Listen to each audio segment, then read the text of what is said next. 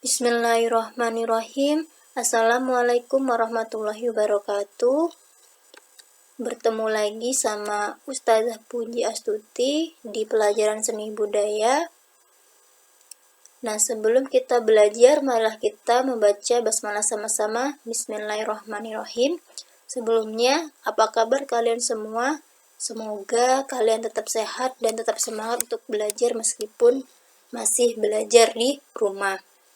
Nah, pertemuan sebelumnya kita di bab 1, temanya masih tema seni rupa.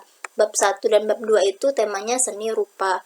Nah, kita di sini masuk bab 2 karena kemarin kita sudah mempelajari bab 1 yaitu menggambar flora, fauna dan benda alam. Nah, kita yang kedua yaitu menggambar ragam hias part 1. Ini masih ada hubungannya dengan dari bab 1. Nah, sebelum kalian belajar ada perlu perhatikan. Yang pertama, siapkan niat untuk belajar. Siapkan niat dan siapkan waktu untuk kalian belajar. Ikhlaskan hati untuk belajar hari ini ya. Yang kedua, siapkan alat tulis dan catat bagian yang penting dari materi. Yang ketiga, berdoa sebelum belajar. Dan keempat, pahami semua materi. Yang kelima, tanyakan apabila yang mau ditanyakan atau kurang paham, itu kita diskusikan di grup WA ataupun tanya langsung ke Ustazah Puji. Nah, selanjutnya yaitu baca hamdalah ketika kalian sudah selesai mempelajari atau menonton video ini. Nah, di bab 2 ini ada tujuan pembelajaran. Yang pertama, menjelaskan keragaman pada ragam hias Indonesia. Kedua, mengidentifikasi keunikan ragam hias Indonesia. Ketiga, mengeksplorasi ragam hias flora, fauna, dan geometri dalam bentuk gambar. Yang keempat, mengkomunikasikan hasil karya ragam hias baik secara lisan maupun tulisan.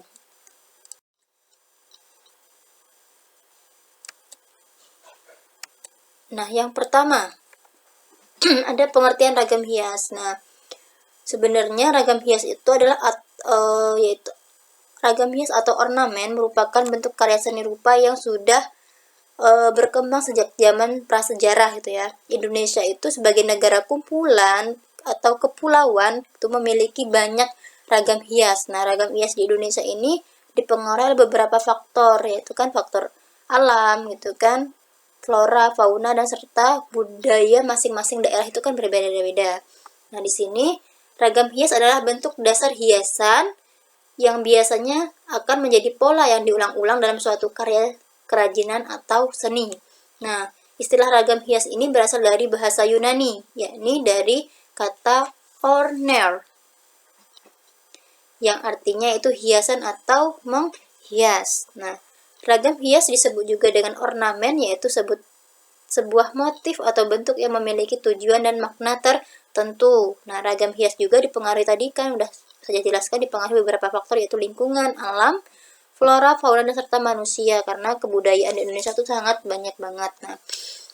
Nah, keinginan untuk menghias merupakan naluri atau insting manusia. Nah, selain itu, pembuatan ragam hias juga didasarkan atas kebutuhan masyarakat, baik yang bersifat praktis maupun yang terkait dengan kepercayaan atau agama. Nah, ragam hias juga memiliki makna simbolis karena mengandung nilai-nilai budaya masyarakat penduduknya di setiap daerah. Nah, menggambar ragam hias dapat dilakukan dengan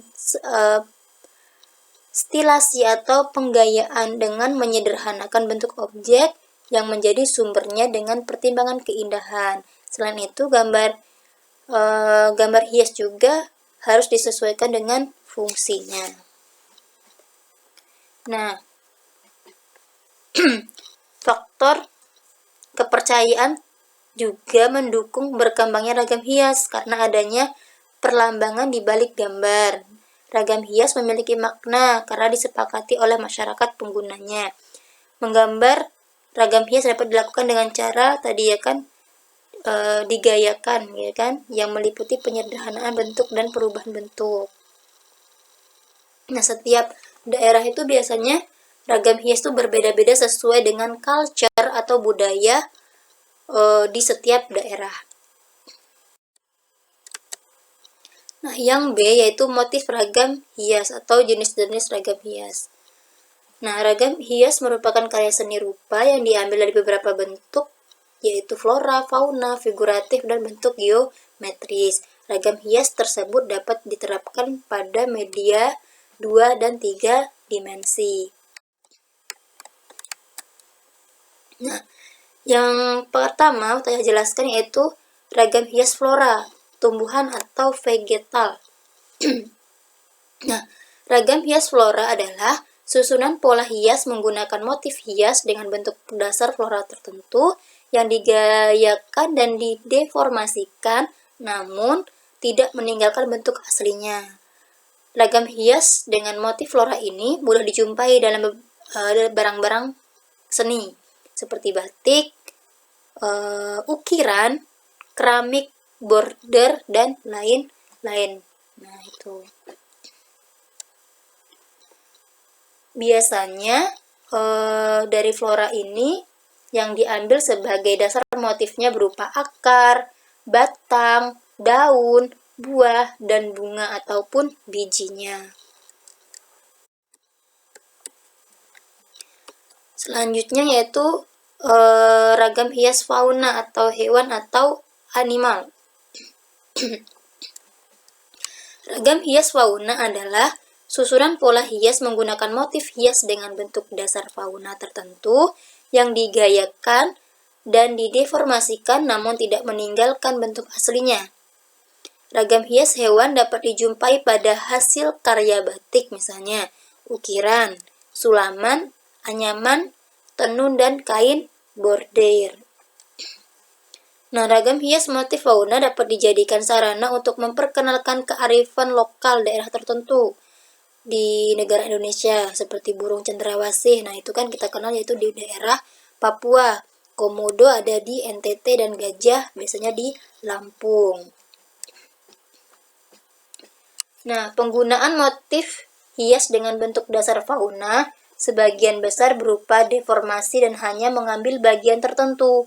Jarang menampilkan bentuk asli secara utuh, tapi hasil deformasi tersebut tidak meninggalkan ciri fisik dan bentuk aslinya.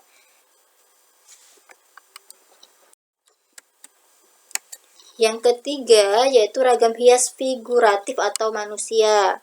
Nah, ragam hias figuratif menggunakan manusia sebagai objeknya. Nah, biasanya seniman akan membentuk tubuh manusia mulai dari kepala hingga kaki, lalu membuat tiruan manusia tersebut dalam gaya tertentu. Ragam hias figuratif bisa berbentuk 2 ataupun 3 dimensi.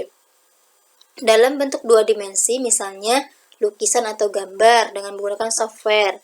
Nah, bentuk 3 dimensi ragam hias biasanya figuratif bisa berupa patung atau topeng. Yang sering kan biasanya tuh patung ya, terus lukisan itu banyak banget, apalagi kalau misalnya ada pameran itu biasanya sering dipamer-pamerkan beberapa hasil karya seniman berupa lukisan ataupun patung.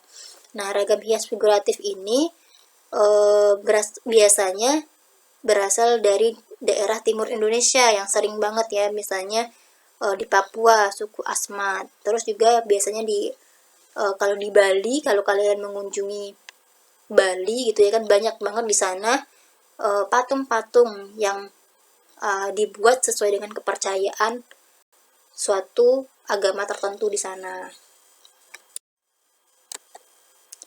Nah, yang terakhir yaitu motif geometris. Nah, bentuk ragam hias geometris merupakan pengembangan bentuk dasar-dasar geometris seperti lingkaran, segitiga, segi 4, segi 5, belah ketupat, dan bentuk bebas. Nah, motif bentuk geometris dapat dibuat dengan cara menggabungkan bentuk-bentuk geometris tersebut ke dalam satu motif ragam hias. Jadi, motif hias geometris adalah motif abstrak yang yang berupa bentuk motif abstrak yang berupa bentuk-bentuk dasar. Jadi, misalnya dasarnya tadi kan ada lingkaran, ada segitiga. Nah, itu biasanya dijadikan satu.